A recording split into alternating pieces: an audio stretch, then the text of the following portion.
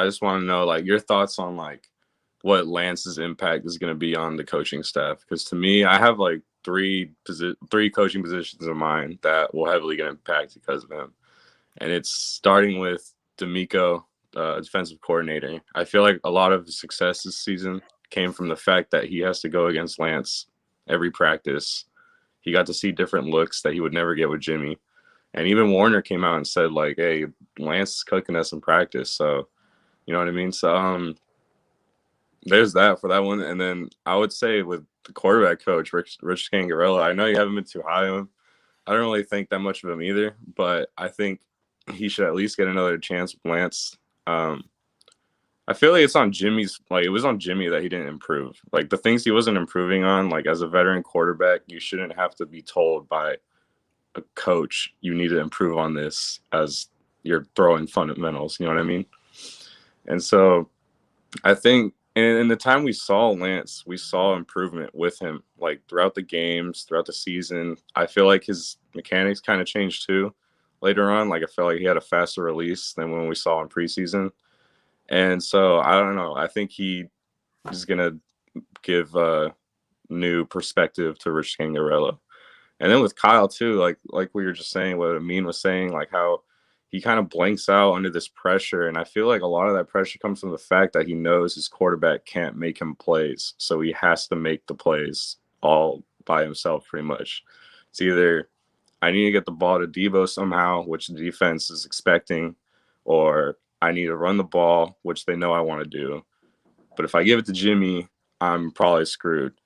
And so I don't know. I feel like he does make blunders, but there is times where these mistakes wouldn't be so big if you had a quarterback that can like help him out instead of, going against him and basically being a net negative. And so with Trey, like he can make his own plays. And what the difference between him and Jimmy is that Jimmy executes plays sometimes, but Trey can make his own plays. And I feel like that's going to help Kyle out a lot in these situations. It's going to take a lot of pressure off of him. And we won't really scrutinize him that much for these mistakes because it won't be as big of a deal. So, yeah, I think that's why I think they should have been starting Trey Lance all year, but okay.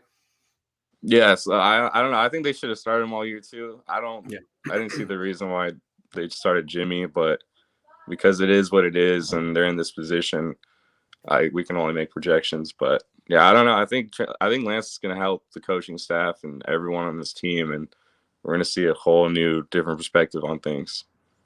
I feel like Jimmy brought a lot of people down. It was funny, like watching my views on YouTube. They were really high all year because of this quarterback. I mean, good season, dramatic season. But when Lance started against Houston, like Niner fans were like, "Whoa!" It was just way up for that week, and everyone. It was just the Houston game, but Niner fans were so excited. And then Jimmy came back. It was like back down to what it was. It's like Niner fans are just. I think they have Garoppolo fatigue, just a little Garoppolo fatigue.